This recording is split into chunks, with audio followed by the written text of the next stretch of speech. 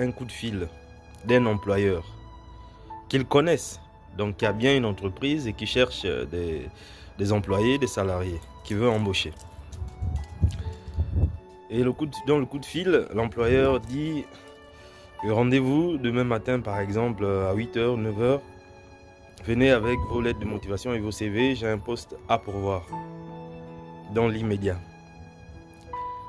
Donc, cette information chez les deux personnes qui ont reçu va créer une certaine assurance.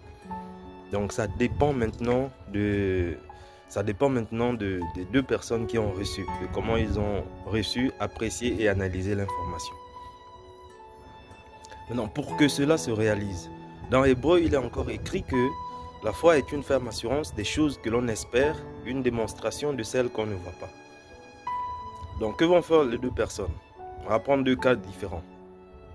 Il y a une personne, par exemple, qui va effectivement mettre à jour son CV, sa lettre de motivation, et va dormir de façon à ce qu'il se lève tôt et qu'il ne soit pas en retard. Et supposons l'autre, au lieu de revoir le CV, va tout simplement prendre l'information et peut-être la partager avec les siens et ne va pas faire la même chose.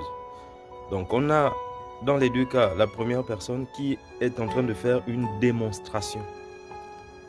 Donc la ferme assurance crée justement, amène la première personne à poser des actes qui démontrent la chose qu'elle ne veut. Donc le boulot qui n'est pas encore vu, l'embauche n'est pas encore vue, mais cette première personne a fait une démonstration. Parce que la parole reçue a créé une assurance par rapport aux besoins. Donc il y a la chose qu'elle espère, bien aimée. Au final, le rendez-vous a lieu et la première personne est prise alors que la deuxième personne n'est pas prise. Donc c'est ça la foi, bien aimé. C'est ça la foi. Avec Dieu, bien aimé, c'est la même chose. Donc nous devons être d'abord dans la capacité, dans les dispositions de croire que Dieu a effectivement ce qu'il nous promet dans sa parole. C'est pour cela que, bien aimé, la foi n'opère que par la parole de Dieu. Bien aimé, par rapport à ce qui est écrit, par rapport à ce que Dieu nous dit. Ça peut être une chose qu'on a lue dans la Bible, dans les Écritures. Ça peut être une chose que Dieu lui-même nous révèle. Il nous parle, bien aimé.